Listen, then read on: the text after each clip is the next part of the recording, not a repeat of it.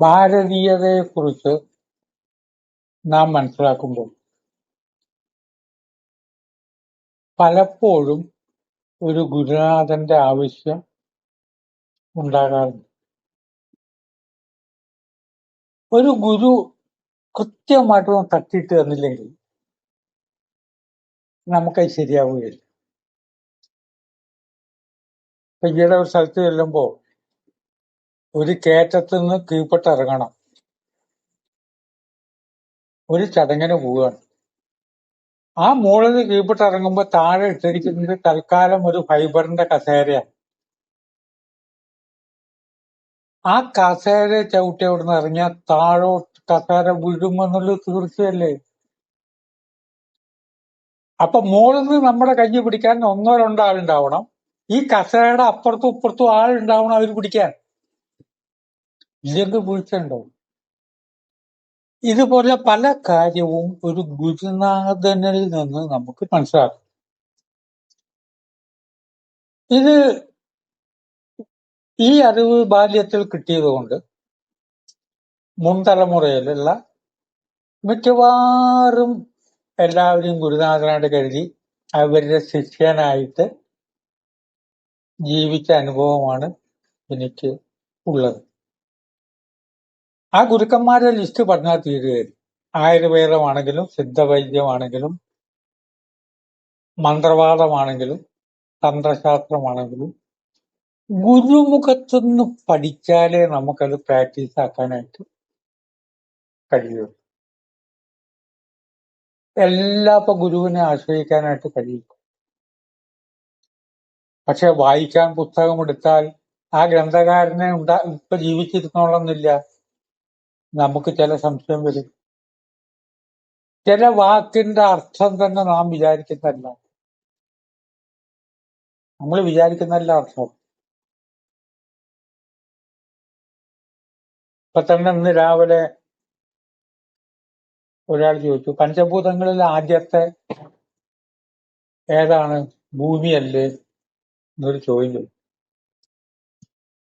അപ്പൊ ഞാൻ മറുപടി പറഞ്ഞു, ആദ്യത്തെ അക്കം 10 ആ 10 എന്നിട്ടോ 9, 8, 7. ഞാൻ അദ്ദേഹത്തോട് പറഞ്ഞു, 9, 8, 7, 6 ശരി, 10 അക്കം എഴുതുക എന്ന് പറയുമ്പോ 10, 9, 8, 7 എന്നൊക്കെ എഴുതിയാൽ പരീക്ഷയ്ക്ക് മാർക്ക് കിട്ടും. പക്ഷെ നമ്മൾ ഓർഡറിൽ പറയണ്ടേ, 1, 2, 3, 4, 5 ആ ഓർഡറിൽ പറഞ്ഞു ശീലിക്കണം, അല്ലെങ്കിൽ സംഗതിയൊക്കെ നടക്കും. അപ്പൊ പഞ്ചഭൂതങ്ങളെ പറ്റി പറയുമ്പോൾ ഓർഡർ തന്നെ പറയണം. ആകാശം, വായു, അഗ്നി, ജലം, ഭൂമി, അത് മാറ്റമില്ല. ഇതേപോലെ അനവധി പഠനം നമ്മളിലേക്ക് വരുമ്പോ ചിലയിടത്തിൽ ഓർഡർ തെറ്റി നമുക്ക് തോന്നും. ആചാര്യന്മാർ ആലോചിച്ച് ചെയ്ത പഞ്ചഭൂത ക്ഷേത്രങ്ങള് ഒന്നും അറിയാത്തവർ ഈ അമ്പലങ്ങളിലൊക്കെ പോകും.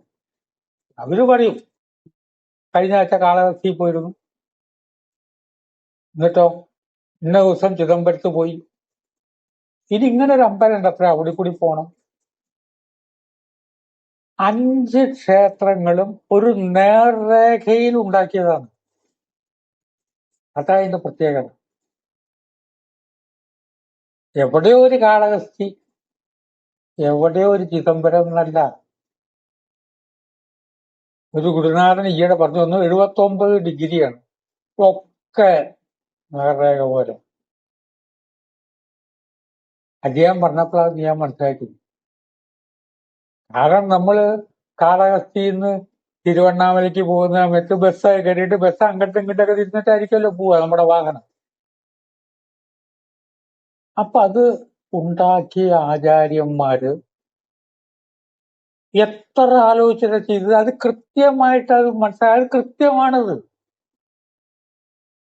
അത് മനസ്സിലാക്കാതിരുന്നാലോ, ഞാൻ ഉദാഹരണമായിട്ട് എപ്പോഴും പറയും, ടൈം പീസ് ഞാൻ എന്തോ എടുത്ത് അങ്ങോട്ടും അങ്ങോട്ടോ തിരുത്തിക്കോടും അച്ഛൻ വരും, അടി കിട്ടുന്നുള്ളത് തീർച്ചയായും ടൈം പീസ് കേടെത്തിയ. അപ്പൊ അച്ഛൻ വരണതിന് മുമ്പ് ടൈം പീസ് നേരായിക്കളാന്ന് ചോദിച്ചു. എനിക്ക് ടൈം പീസ് എങ്ങനെ നേരാക്കാൻ? ഞാൻ എങ്ങനെയൊക്കെയോ പിച്ചാത്തി വെച്ചൊക്കെ തുറന്നിട്ട് എന്തൊക്കെയോ നോക്കി രണ്ടാമത് ഫിറ്റ് ചെയ്തു. രണ്ടാമത് ഫിറ്റ് ചെയ്തപ്പോ കുറച്ച് ബാക്കി. ചില നെറ്റ് ബോൾട്ടൊക്കെ ബാക്കിയാണ്. അച്ഛൻ വന്നു, ശകാരിച്ചു, അടി കിട്ടി തന്നെയാണ് ഓർമ്മ. ഈ ബാക്കി വന്നല്ലോ അത് കറക്റ്റാ. എനിക്ക് അറിയാതെ റിപ്പയർ ചെയ്തുകൊണ്ടാണ് ഈ ബാക്കി വരുന്നത്. അല്ലെങ്കിൽ ഇതൊക്കെ കറക്റ്റാ. ഈ പഞ്ചഭൂത ക്ഷേത്രങ്ങൾക്ക് പകരം മഹത്തായുള്ള പ്രധാനപ്പെട്ട ക്ഷേത്രങ്ങളുണ്ട്. അയോധ്യ തുടങ്ങിയ ക്ഷേത്രങ്ങൾ. ആ ക്ഷേത്രങ്ങൾക്കൊരു രേഖ ഉണ്ട്. ഒരു തവണ കൺഫ്യൂഷൻ വന്നു. മൂലാധാരം, സ്വാധിഷ്ഠാനം, മണിപൂരം, ഈ 6 ചക്രങ്ങളെ വെച്ചിട്ട് മൂലാധാരം കാഞ്ചീപുരം, സ്വാധിഷ്ഠാന ചക്രം കഴിഞ്ഞിട്ട് മണിപൂരകത്തിലേക്ക് എത്തിയപ്പോൾ ഒരു കൺഫ്യൂഷൻ. ആ സ്ഥലം നമ്മൾ വിചാരിക്കണ മാതിരി അല്ല ഇവിടെ. അങ്ങനെ വരും. ചില കണക്കനുസരിച്ച് മൂലാധാര ചക്രത്തിന്റെ അവിടെ ഹരിദ്വാറാണ് വരുന്നത്. നമ്മളത് വായിക്കുമ്പോൾ ഹരിദ്വാർ എന്ന് പറഞ്ഞാൽ വടക്കേ ഇന്ത്യയിൽ അവിടെ കിടക്കണം, ഹിമാലയത്തിൽ പോണ വഴിക്ക്. ഇവിടെ എങ്ങനെ ഹരിദ്വാർ വന്നു? ഹരിദ്വാർ ഇവിടെ വന്നപ്പോ ബാക്കിയൊക്കെ ശരിയാ, ഒരെണ്ണം ഒഴിച്ചൊക്കെ ശരിയാ. മുരുകന്റെ 6 പടവീടുകളും പർവ്വത പ്രദേശത്താണ്. 7ാമത്തെയും 8ാമത്തെയും ബാക്കിയൊക്കെ പർവ്വത പ്രദേശത്താണ്. അത് കഴിഞ്ഞിട്ട് തിരുച്ചെന്തൂര് പർവ്വത പ്രദേശത്തല്ല. ഇത് കൺഫ്യൂഷനല്ല. എല്ലാം പർവ്വതം. മരുതമല.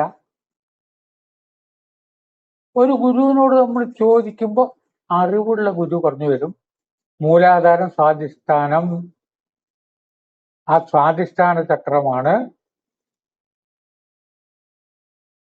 തിരുച്ചെന്തൂർ. അതെ, അതെങ്ങനെ അവിടെ പർവ്വതമല്ലേ? ശരീരത്തിന്റെ ഏത് ഭാഗത്താ വരിക സ്വാധിഷ്ഠാന ചക്രം?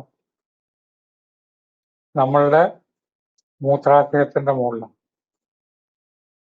അത് ജലമാണ്, ജലതത്വം. അതുകൊണ്ടാണ് അങ്ങനെ വന്നത് എന്നുള്ള അറിവ് കിട്ടുമ്പോഴാണ് നമുക്കിത് ഓക്കെ ആവുക. പല വിജ്ഞാനവും കൃത്യമായിട്ട് വരണമെങ്കിൽ തീർത്ഥാടനത്തിന്റെ ഒപ്പം തന്നെ സത്സംഗത്തിന് പറ്റിയ ആളുകളെ കിട്ടണം, പറ്റിയ ഗുരുക്കന്മാരെ കിട്ടണം. നമ്മൾ ഗുരുവായി പറ്റ് കാര്യമില്ല, നമ്മൾ ശിഷ്യനാവണം. അപ്പൊ നമുക്ക് പറ്റിയൊരു ഗുരു അല്ലെങ്കിൽ നമ്മൾ ആ ഗുരുവിനെ കൂടെ കൊണ്ടുപോയിട്ട് നമുക്ക് വലിയ കാര്യമൊന്നും ഇല്ല. എപ്പോഴും കൂടെ വരുന്ന ആള് നമ്മളെക്കാൾ അറിവും ശക്തിയൊക്കെ ഉള്ള ആളാണ്. വളരെ വയോവൃദ്ധനായിട്ടുള്ള ഒരാള് ഒരു തവണ കേദാർനാഥിലേക്ക് പോകണമെന്ന ആഗ്രഹവുമായിട്ട് വിവേകാനന്ദ ട്രാവൽസിന്റെ നരേന്ദ്രനെ സമീപിച്ചു. ആ നരേന്ദ്രൻ പറഞ്ഞു, ഇത്രയും നിങ്ങൾക്ക് വയ്യാതെ അവശനായ സ്ഥിതി എങ്ങനെ ആരെങ്കിലും ബന്ധുക്കളെ ആരെങ്കിലും ഒരാളെ കൂടെ കൂട്ടാനായിട്ട്. തുടർന്ന് നരേന്ദ്രൻ പറഞ്ഞു കേട്ടിട്ട്, നരേന്ദ്രൻ ഇപ്പൊ എന്റെ കൂടെ ഇല്ല, നമ്മുടെ കൂടെ ഇല്ല, ഞാൻ തന്നെ തിരിച്ചുപോയി, അനിയനെ കൂട്ടിയിട്ട് വരാമെന്ന് പറഞ്ഞിരുന്നു. അങ്ങനെ യാത്ര പുറപ്പെടുന്ന നരേന്ദ്രൻ വന്ന് നോക്കുമ്പോൾ അനിയന് ഇത്രയും വയ്യ, ഇയാൾക്ക് കുറച്ചെങ്കിലും ആരോഗ്യം, നിന്ന് വർത്താനം പറയാൻ പറ്റും. അനിയൻ ഇപ്പോഴേ കിടക്കുക. ഈ കാര്യം കൊണ്ട് അദ്ദേഹം ചിരിക്കാറ്. നമ്മളെക്കാൾ ജ്ഞാനികളായിട്ടുള്ള ആളുകളിൽ നിന്ന് നമുക്ക് വ്യക്തമായിട്ട് അത് മനസ്സിലാക്കിയില്ലെങ്കിൽ നമ്മൾ തെറ്റു പറയും. നമ്മോടൊരാൾ ചോദ്യം ചോദിക്കുമ്പോൾ നമ്മൾ എന്ത് ചെയ്യുമോ, നമുക്കറിയാത്തതുകൊണ്ട് അത് ഇങ്ങനെ ആവൂടാ എന്നൊക്കെ കൊണ്ട് നമ്മൾ തെറ്റ് പറഞ്ഞു കൊടുക്കും. അത് വരാതിരിക്കാൻ വേണ്ടി എപ്പോഴും ഇതിനെപ്പറ്റി അറിയുന്നവരുണ്ടെങ്കിൽ ഭാരതീയത എന്നുള്ളത് വളരെ കൃത്യമാണ് എന്ന് ചിന്തിച്ച് വാക്കുകൾ സംവദിക്കുന്നു.